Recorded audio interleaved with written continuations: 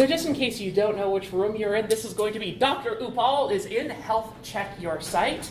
So first question you might have is, where's the links? There are links in this presentation. Are there any note takers in this room? Anyone? 1, 2, 3, 4, 5, 6? Okay, if there are note takers in this room, go ahead and write down this URL. This presentation is already online at GitHub. So you can get all of the links right there. You don't have to be furiously scribbling while I'm doing my ridiculous dance up here. The next question you might have is, who is this weird person in front of you, and do they get that excited when they have a boarding pass for a business trip? The answer is yes. I am Tess Flynn, otherwise known as Socket Wench. That's Wench, not Wrench. I am the module maintainer for Flag Friend, and for Examples, and I am a DevOps engineer at 10.7. 10.7 is a local web agency. We create and care for Drupal-powered websites. Check us out on Twitter at 107.com, or give us an email at hi@107.com. So, let's talk about your site. Let's all step into the web confessional, and let's really get down to business here. How many of you think your site is fine? How many of you? Anyone? What? Two maybe hands. Okay. Every site is healthy until it isn't. Stop me if this has happened to you before.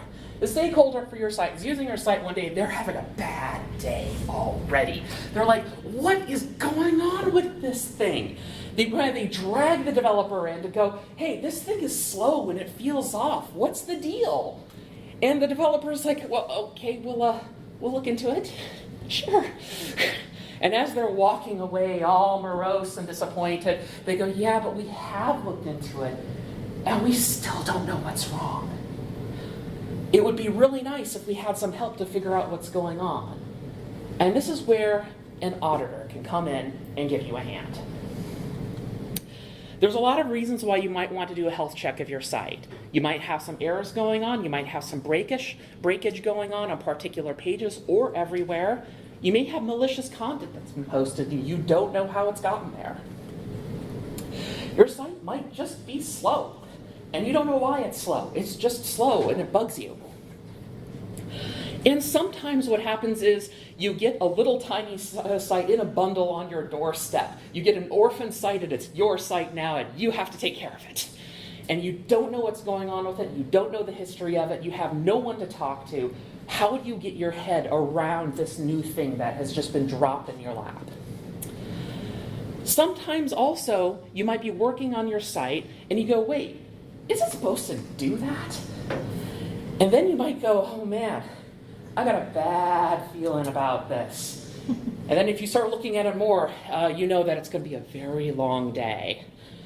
A feeling isn't a health check, but it might be a sign that you need one. Trust your intuition. If you have a bad feeling about your site, it's probably a good sign that you might want to look into it a little bit further. Another situation that does happen with sites is that you're working on your site and you go, wait, are we sure we even built this thing the right way? I call this smoke testing. I crib it from electrical engineering, where you actually build something for the first time, you plug it in, and you see if any smoke escapes from it. I like that version better than sanity check because it involves explosions. It makes sure, smoke testing makes sure that you're on the right path, and it can be difficult to check in-house because you think your site is supposed to work this way, but you might not have the context for other sites and other experiences that are outside of your site, and those are valuable and can inform better decision-making. All in all, it's better to know if your site's not doing well and to plan for it, rather than to just ignore any problems that are happening and hope for the best.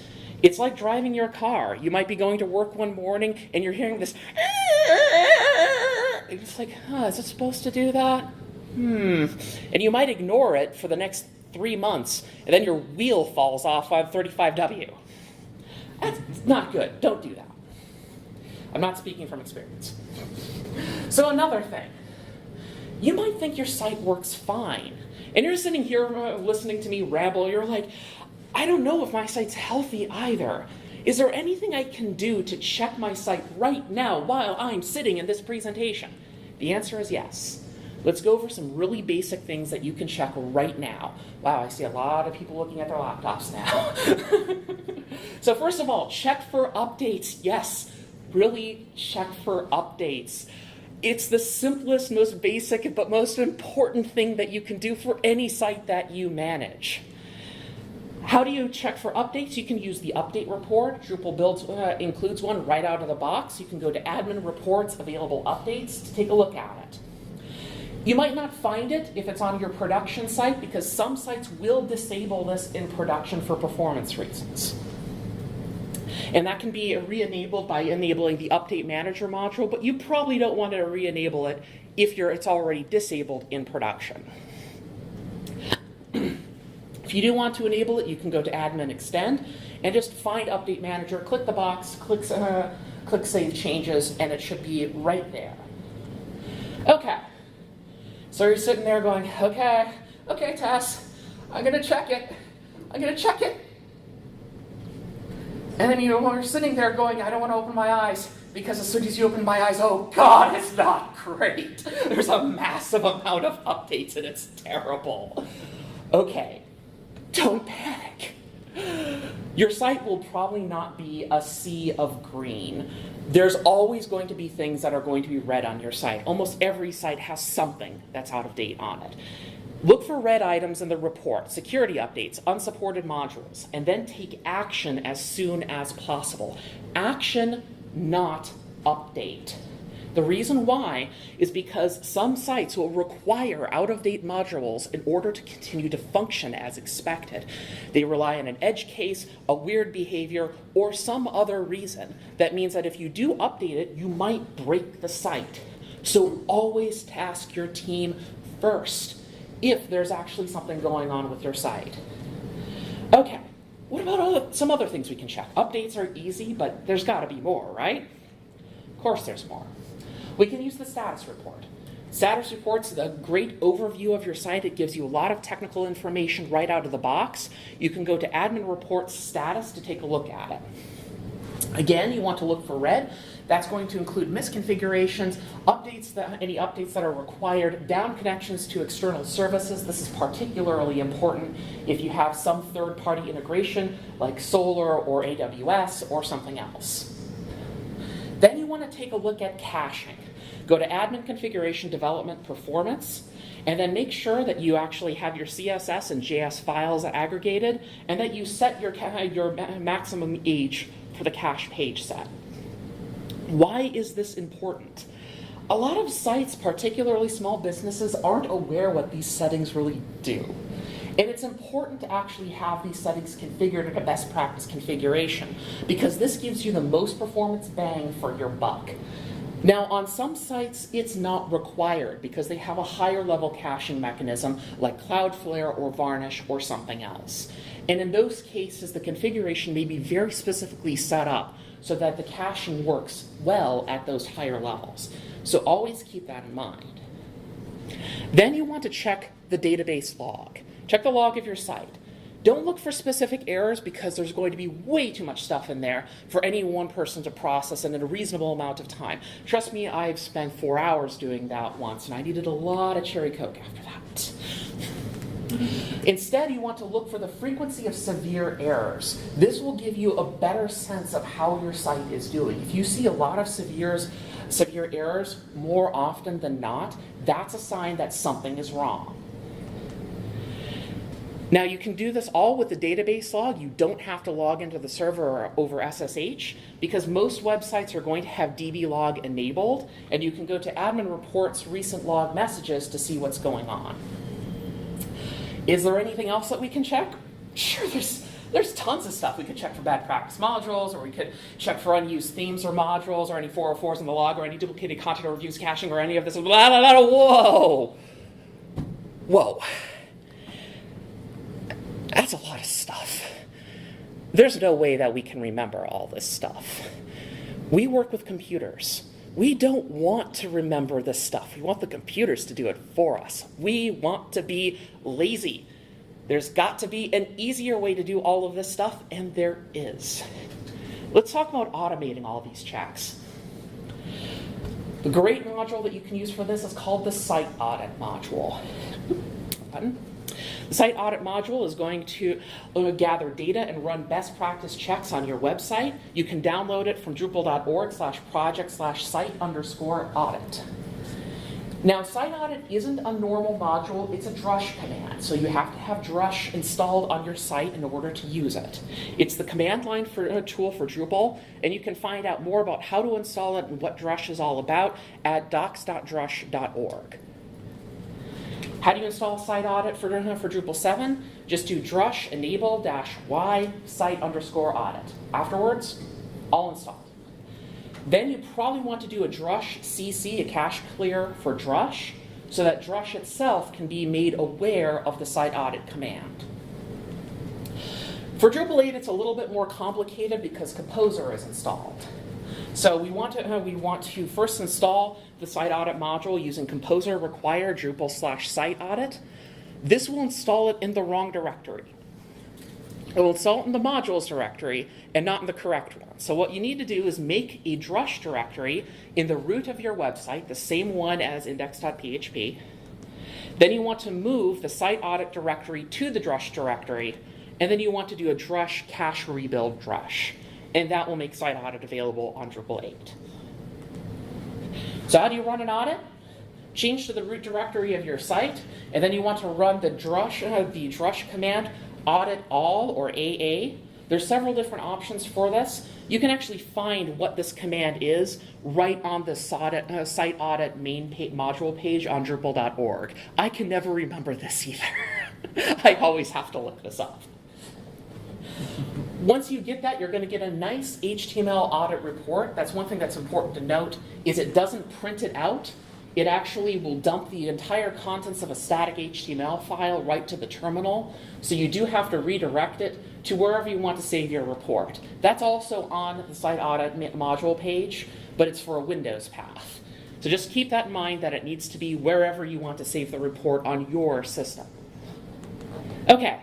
Once it's done, you'll get this wonderful, wonderful report, and it's really long. Look at that scroll bar. It's really long. So you might go, wow, there's a lot of stuff in here. How much of this do I have to, read? Well, at the very top is a title, the title for the audit and also the date. This sounds like it's pretty obvious, but it's really important. Site Audit isn't an interactive process. It runs all the checks at one point in time and date, so that it also includes that date stamp at the very top of the report. This is important because you can recheck and then see how your site settings have changed over time. The next, you're going to see a summary section. Each that summary is going to contain a list of categories with a % compliant for each category. That's also really handy because it can give you a very high-level perspective of where you are in your site. Then afterwards, you'll see detailed breakdown of each category, headlined by a %. And inside of each category will be individual checks where you can read about specific failures or successes. Then afterwards, there's a footer at the bottom. Each category has its own % so that you can zero in on just the sections you have the most difficulty with. And then there's a link that goes at the end of that category that goes back to the summary. So you can browse it very, very easily. And because it's one self-contained static HTML file, it's very, very easy to share. You don't have to store it on Drupal or do anything else. You can include it in an email or put it on a USB stick. It's really easy. Okay, so how much do we really need to read in this? There's a lot of stuff. The first section I look at is the best practices section. You really want to read the whole section here. This what gets you the most value for the entire report because it has the highest value checks. And it's going to be a lot of the stuff we've already done for the basic checks.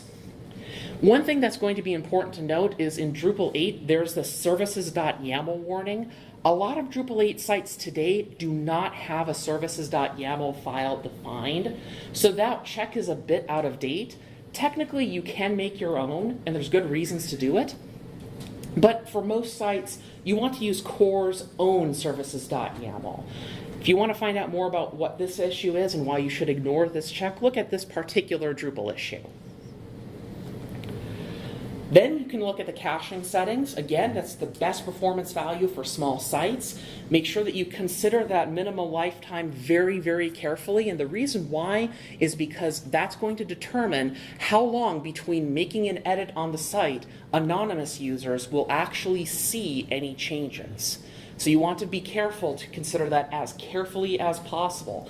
If 15 minutes is too long, then you need to tune it down. If 6 hours is perfectly fine, then leave it as long as possible, okay? After that, you can look at the status and update section. This is the same as the update manager and the status report. So you can run the same report and get all of those checks for you for free without even needing to log in.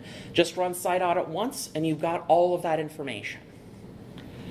Is there other stuff that site audit can do? Sure.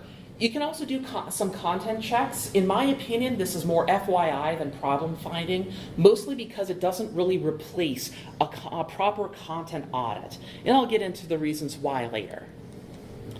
Also, it does provide some interesting technical stats, such as the number of uploaded files in your system, as well as the size, the amount of files and size of your Drupal code base, and also the database size broken down by table. This is sometimes useful and can be indicative of a problem. It really depends on your site. Okay, so we've run site audit and we're all done. I can just pack my stuff up right now and I can just leave, right? Damn it. All right. But I ran site audit. What's the problem? Oh. That server's on fire. That ain't good. Let's talk about infrastructure checkups. The first thing I like asking people when it comes to doing an audit of your site is, where are you hosted?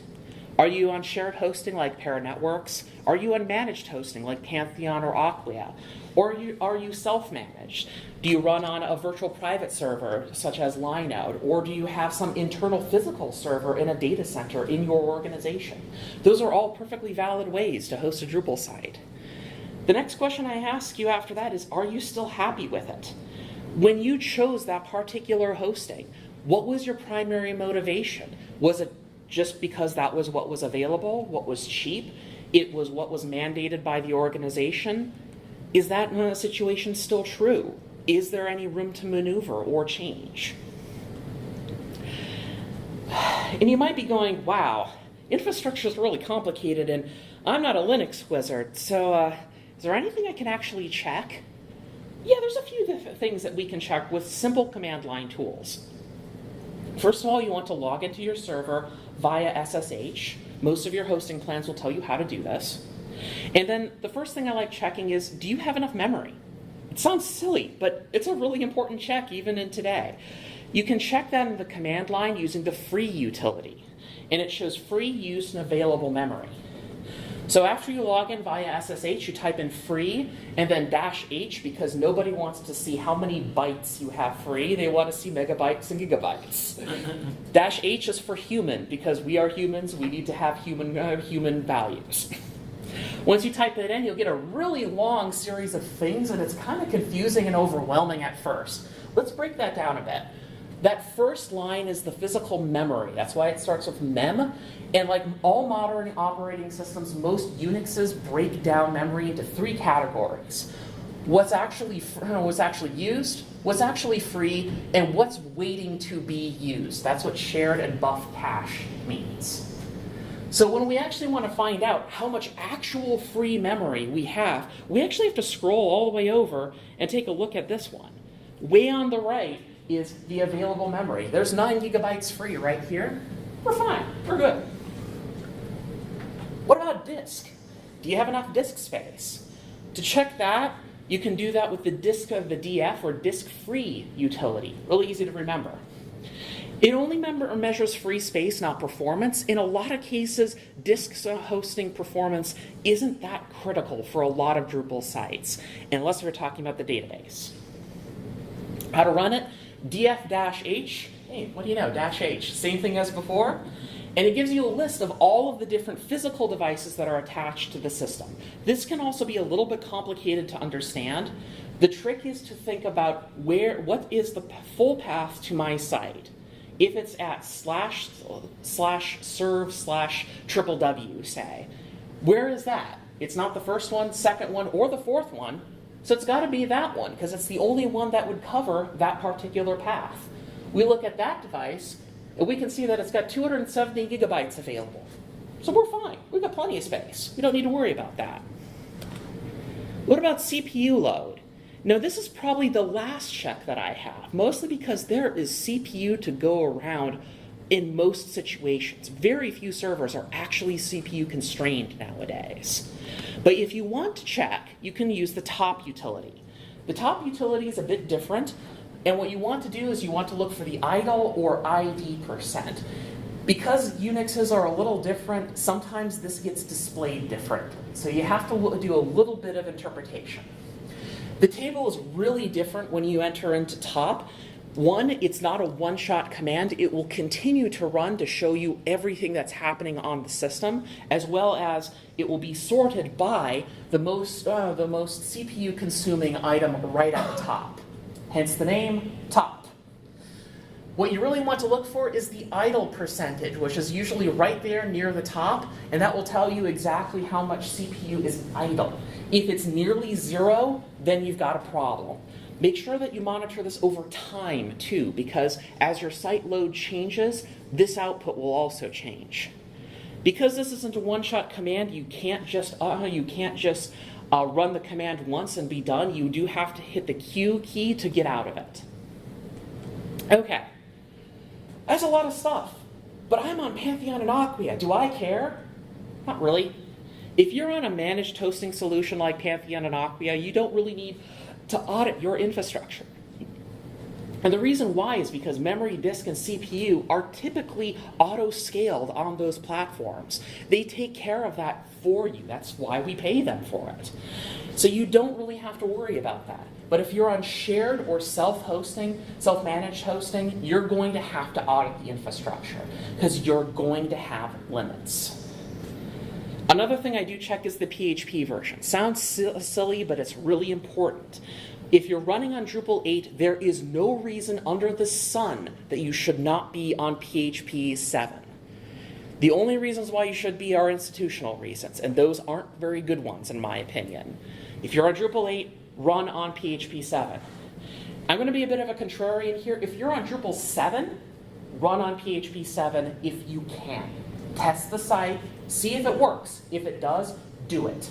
And the reason why is because PHP 7 is much faster than PHP 5.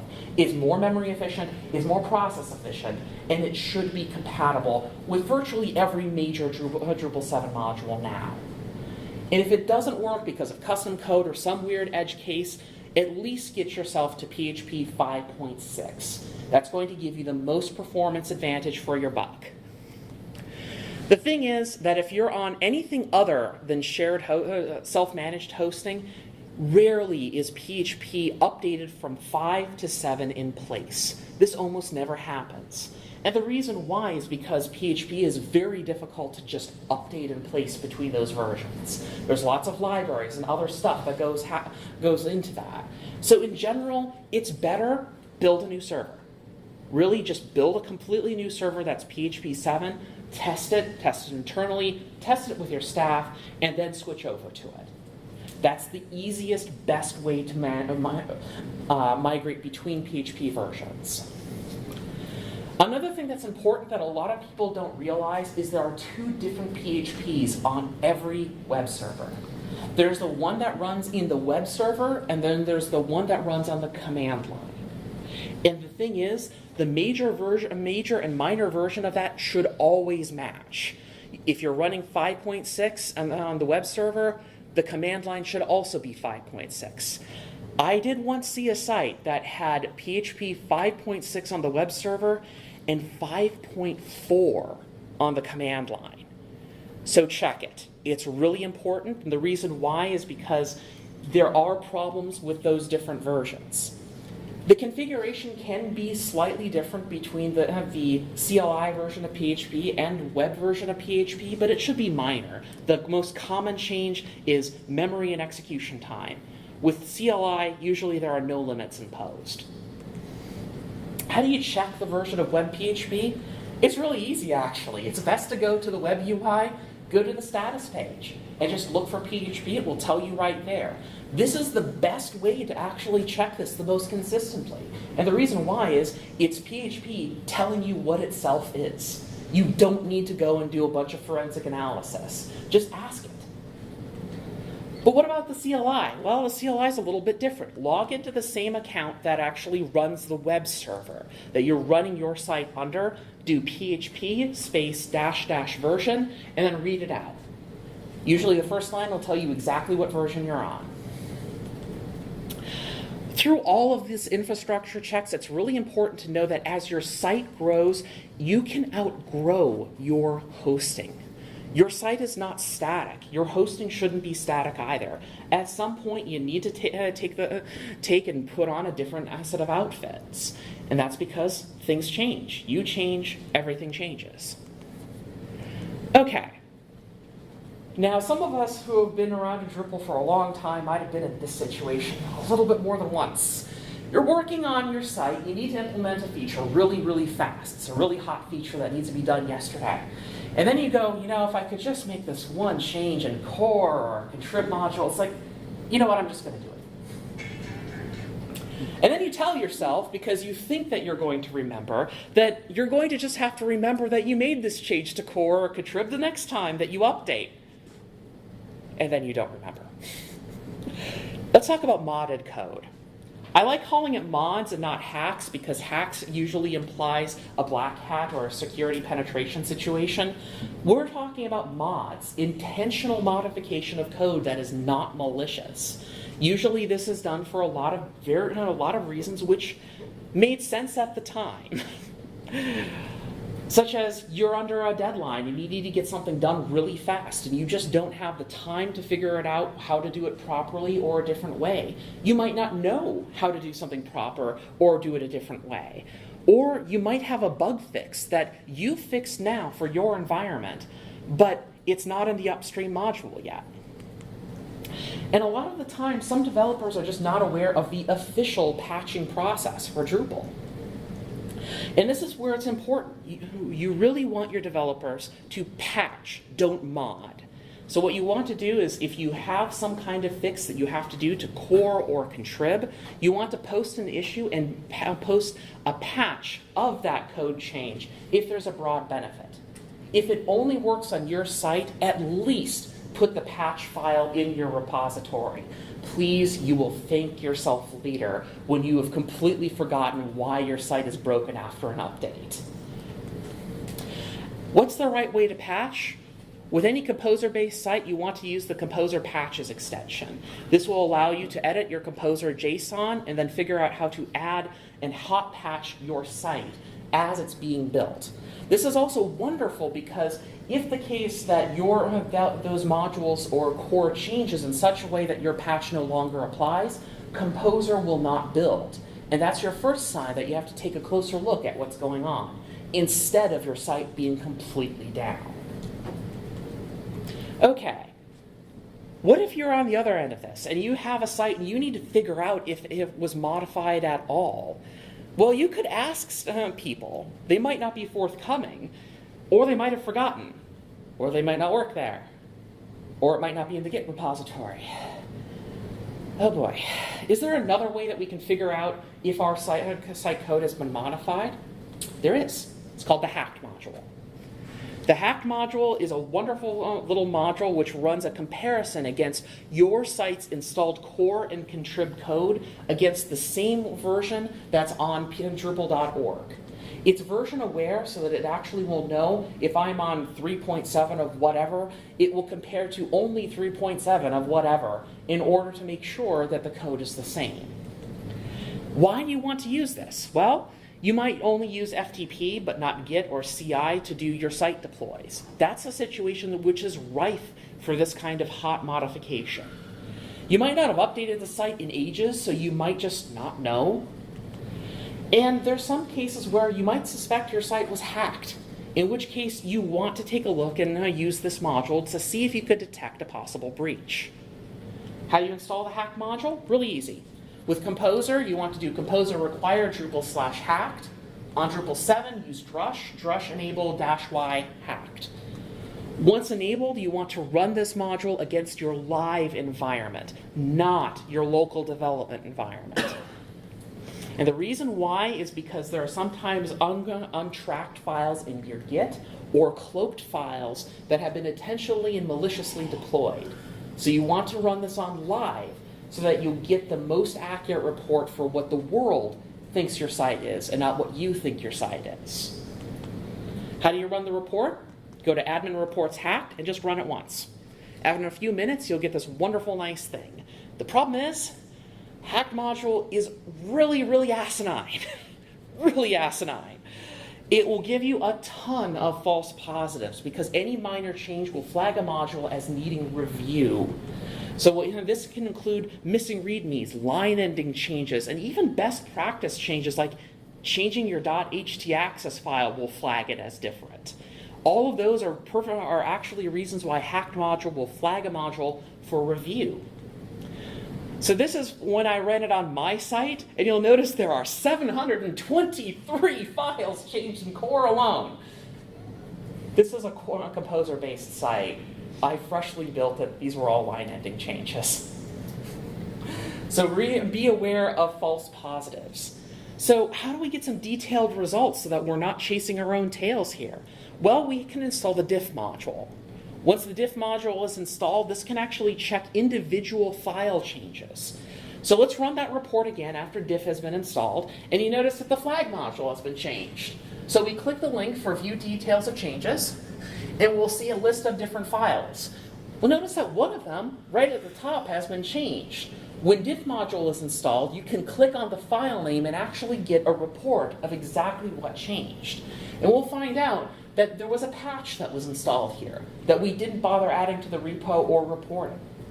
All right, that's useful information. We weren't hacked. We just had a patch that was applied that we forgot about. Okay, that happens. We're human. So how do we go legit? Extract the patch from the changes. If there's not an issue for it already on Drupal.org, post one, and then add the patch file to your repository.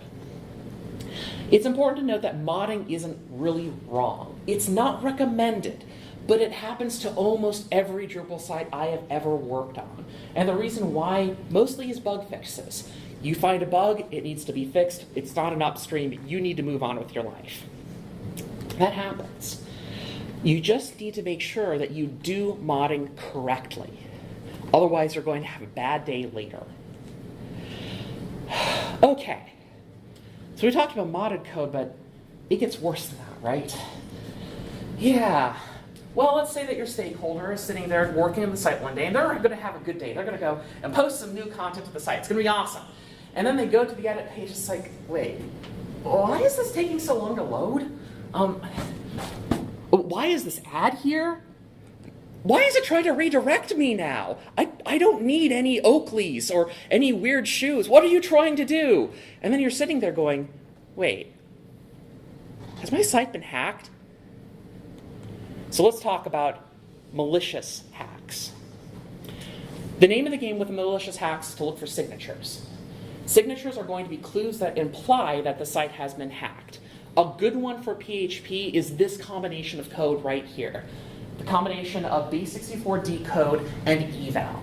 This is a very common way to unpack and execute exploit code on PHP-based websites because it neatly avoids a lot of HTTP injection checks so that it can run the code raw on the web server. This happens a lot. In fact, Drupal 1 used this exact exploit. How do you scan code for hacks? You can use the hack module. You can also use the grep utility on the command line, or if you have an IDE, go ahead and just use the search and locate function in your IDE. That works too. Look for any weird code modifications. Look for any duplicate files or modules. A common tactic will be to use an HTTP injection, then find a module that is on your site already, duplicate it, add an exploit code to that duplicated module, and then tell Drupal to use that duplicated module instead. I have seen this in action. And it's a neat and clever way to avoid a lot of other easier, less discriminating detection mechanisms, because it cloaks the actual exploit in a module that you are not looking at. Another thing people say, well, you should check the logs if you've been hacked. Honestly, no. It's not that valuable. And the reason why, checking the logs is useful to corroborate if an attack actually occurred, but only after you're certain that that hack has occurred, rather than to determine it in the first place. And the reason why is because of what I call wildlife. The net is not a clean place. It's a public bathroom. And the reason why is that frequent drive-by attacks are common. Today, when a site is hacked, there's not somebody at a keyboard banging away trying to hack your site. That doesn't happen anymore. Instead, what happens is that governments, foreign corporations, or cartels are going to allocate one or more servers somewhere on the network. And then they're going to run a series of known exploits against any IP address they deem is possibly susceptible. No one knows. No one is at the keyboard. No one is actively attacking your site.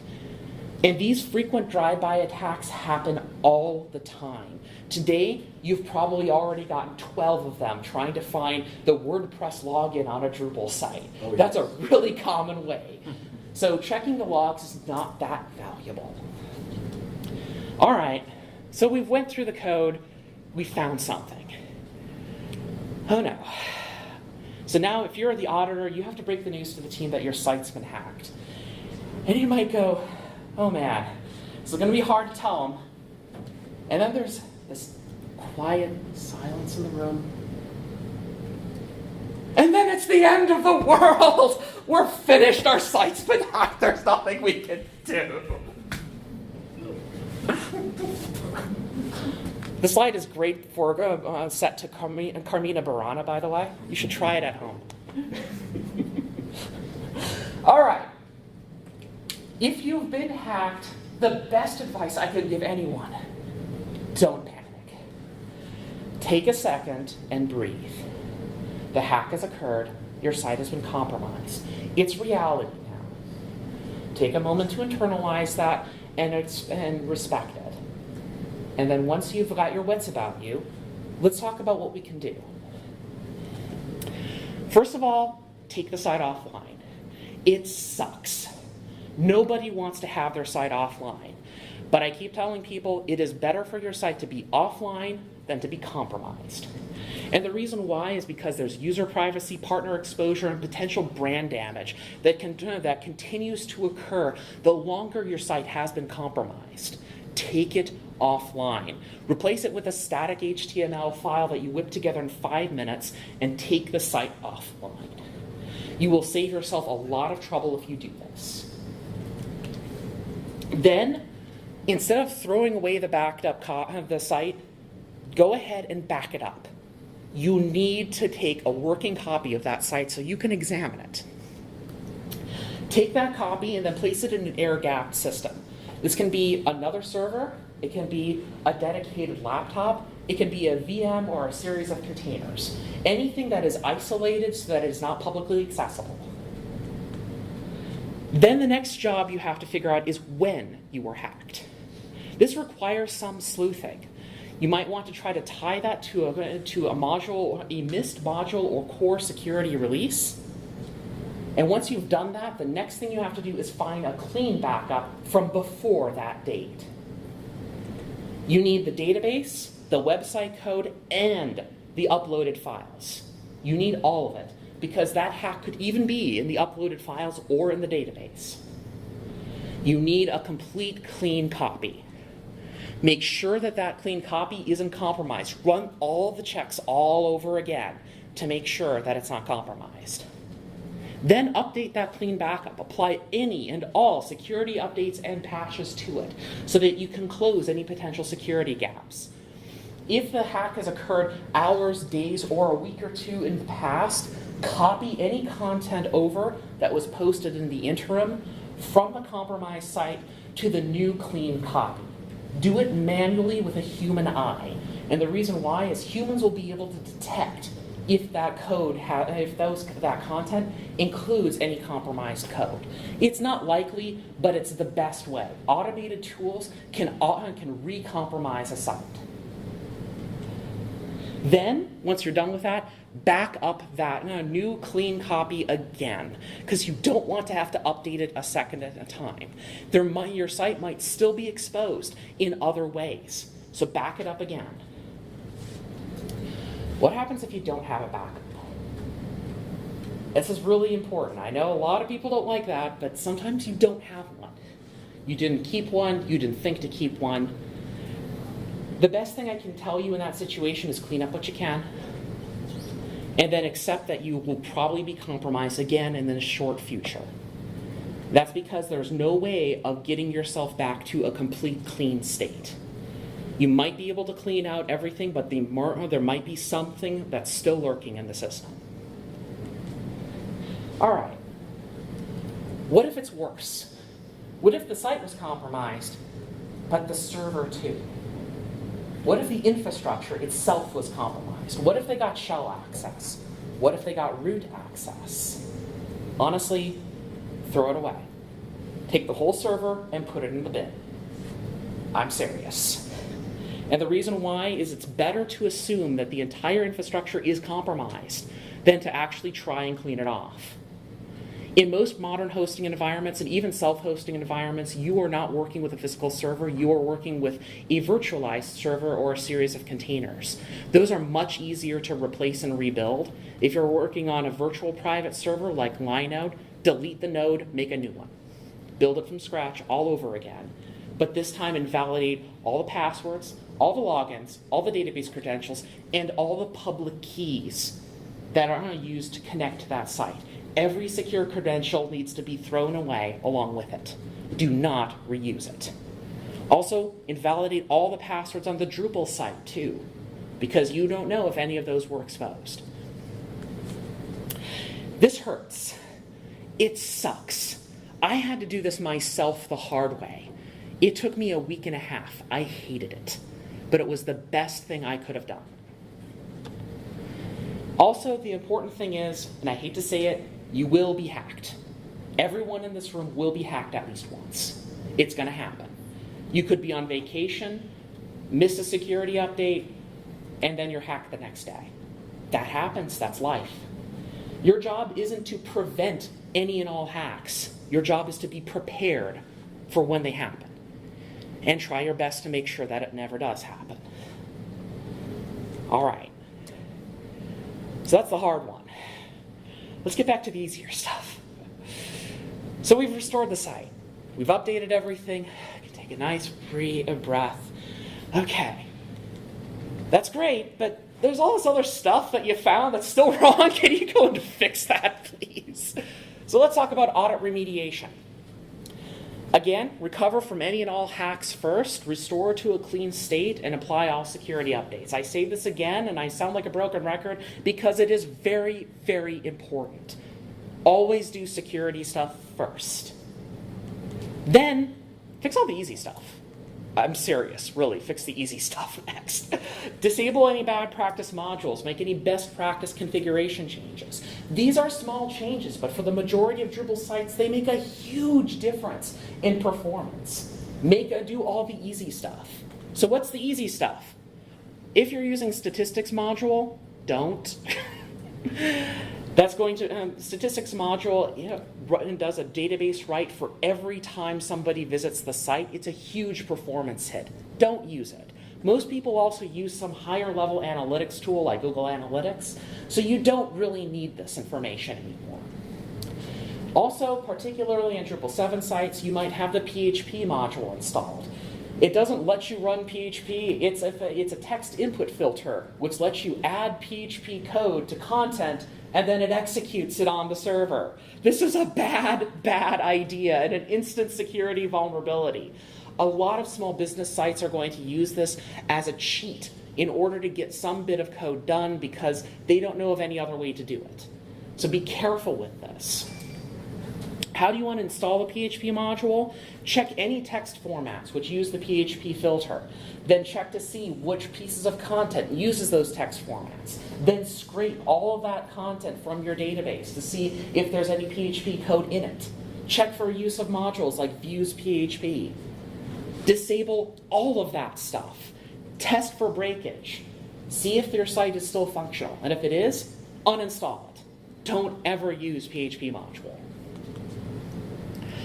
Another very common problem, particularly for government sites and schools, is a lot of revisions. Basically, what happens in Drupal is the default configuration is every time that you edit a node, you're going to get a complete copy of the previous version of that node saved to the database. This happens transparently. You may not know anything about this. And when that happens, you add a new revision to every time that a page is updated. If you are a government or a small or a school, you're going to have lots of changes to structural pages. I have seen sites which are only 3,000 nodes, they had 60,000 revisions because they've been editing the same pages over and over again over the course of years. Each one of those revisions drains the database and makes your infrastructure slower. And typically, most people don't care about the revisions past the last 3. There's the, oops, I made a mistake, and then there's the one before that, which is, what was the last one before I made a change? And then there's one you probably want to keep just in case. That's what I usually have. Past the last 3 revisions, you don't need it. So how do you get rid of all this stuff if it's already in your database? Use a module called Node Revision Delete. I love this module. It limits the number of revisions by content type, so you can specify which content type has so many revisions kept. And it also cleans out old revisions, either on the fly by going to an administrative page or in the background through a cron run. It's great. It's a wonderful module, and it's really useful if you're a school or a government that has frequent edits to the same pages over and over again. Another thing you might want to look at is duplicate modules. There might be two different copies of a module somewhere in your site. This happens a lot, sometimes maliciously, but not all the time. So what you want to do is you want to go and take and find which version that you have been updating, the one that is the most up-to-date, the one that is the one you're supposed to use, and then remove all of the other copies. Do this locally first. Do not do this live. Do it locally first, remove it, do a cache rebuild or a cache clear on Drupal 7, and then run drush update db. This will actually make Drupal forced to rebuild wherever those modules are located. There's actually mechanisms to figure out which one Drupal thinks is the canonical module. In Drush 8 and lower, you can use drush PMI in order to do this. But in newer versions of Drush, like Drush 9, you don't really have an easy way of doing this.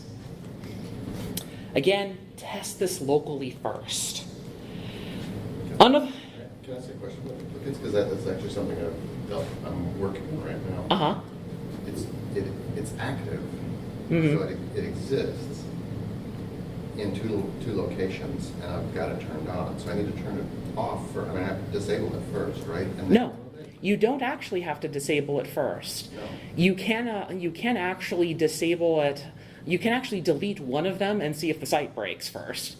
But usually what I like doing is I usually try to figure out which module is actually the one that Drupal thinks it should be run.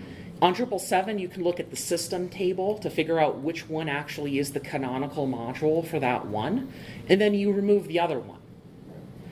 On Drupal 8, there's like a snippet of code that you can execute to actually get whichever one that is, but it's probably easier to just do trial and error. Okay. Another thing that happens, and we've all done this, come on, we all done this. That's all the stuff in the docroot. You've got PDF files, symlinks. Is that an entire React site? This happens a lot. Messy docroots, that's kind of a problem. This can create automation and composer problems. And what you really want to do to fix this, I like recommending to people, if you at all possibly can do this, take any of those files and move them to the files directory. That's where they should live. Then use an htaccess redirect so that you don't lose any SEO, and all the users know where to find the new location of that file. That's the best way to handle it. Also enable your caching and aggregation. Again, consider that maximum lifetime. All right, I need to speed up a little bit. So that's all the easy stuff fixed, but the site is still too darn slow. Why is it so slow? How can I figure out what's going on that is making it slow? Well, an audit isn't a performance analysis.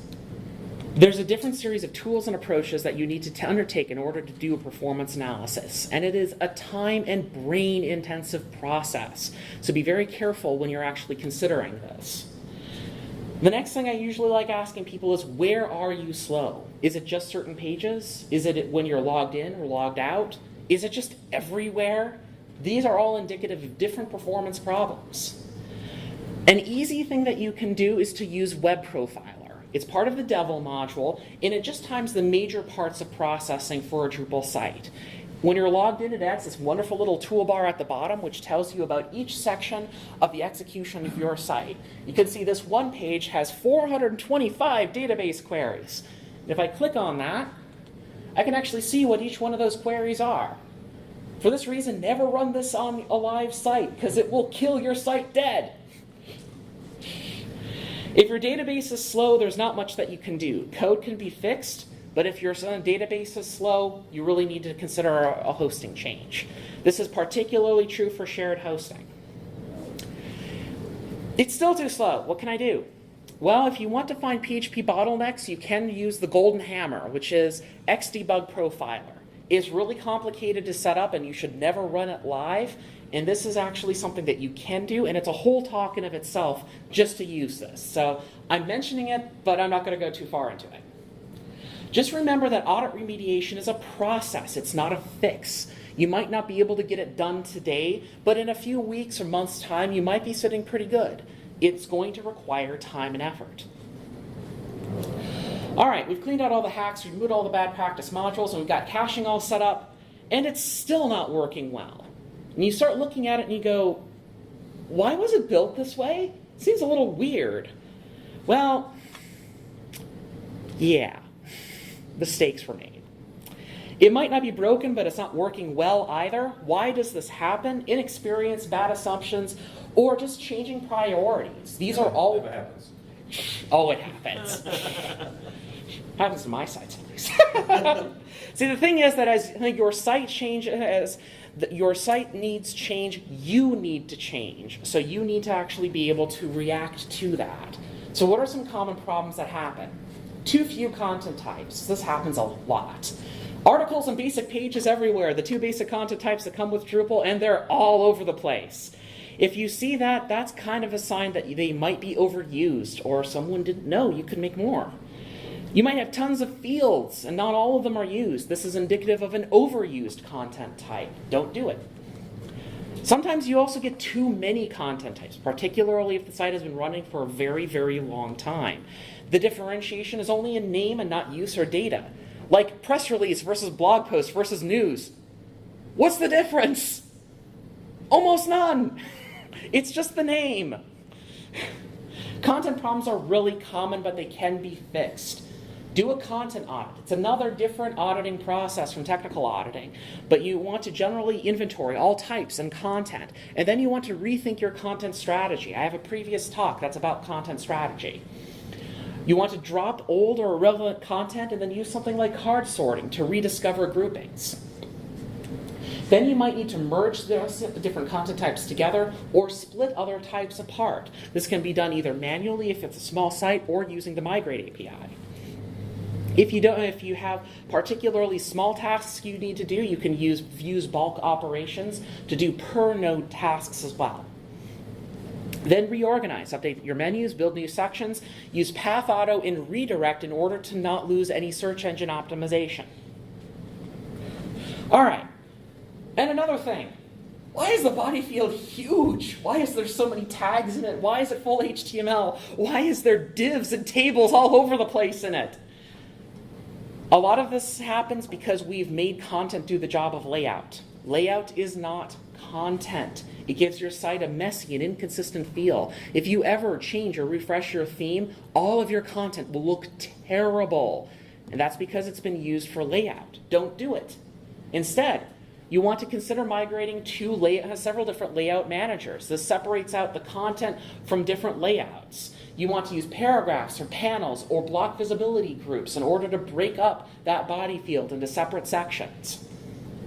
Sometimes the problems are also deeper than content. You might have custom implementations because a contrib module wasn't used because it was available or it wasn't ready yet, or they thought they could do a better job.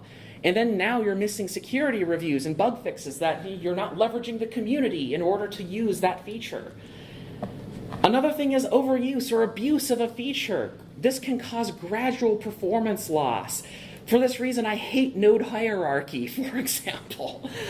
This can actually be a feature that you start using. It seems fine for a limited case, but it catches on like wildfire in the organization, and suddenly it causes gradual performance loss, and you're not aware that it can actually do this. So you have to do a very deep analysis. Can something like this be changed? Sure. Isolated features can be easier to replace, but if it's an essential feature that's used universally or globally throughout your entire site, you might want to accept that it just sucks and that you're going to have to try to deprecate it and slowly move away from it. And that can take time and effort, but it can be done. And sometimes it's just too much. There's just too much stuff to change, and you might need to look at doing a new site. There's a lot of good reasons for this. Your current site code is unsupported. It might be cheaper or easier to rebuild in a completely new site than to fix the problems you already have.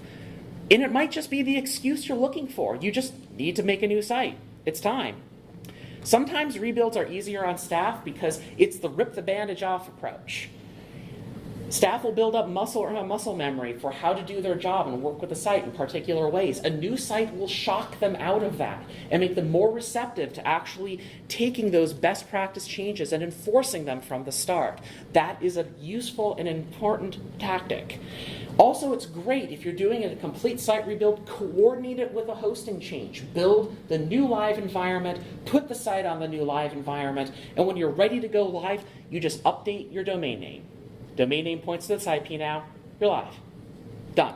No worries, no deploys, no weird stuff. Also, sometimes don't go alone.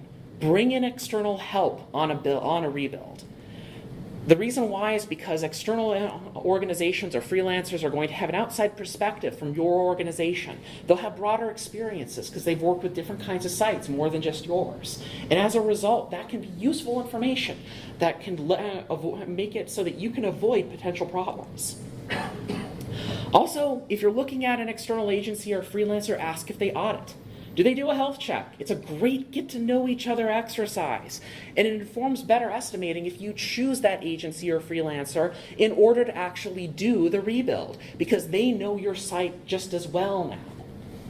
Just to let you know, 10.7 does audits. We have flat pricing. I believe it's $2,000 right now for a complete audit and analysis and recommendations for the future. If you're interested, it's give us an email at hi@107.com. That was the only marketing slide in here, by the way. Also, look for the long term. Fast fixes bring brief benefit. Always look to the long term because this is going to be a process. This is a journey, and you need to be aware of that.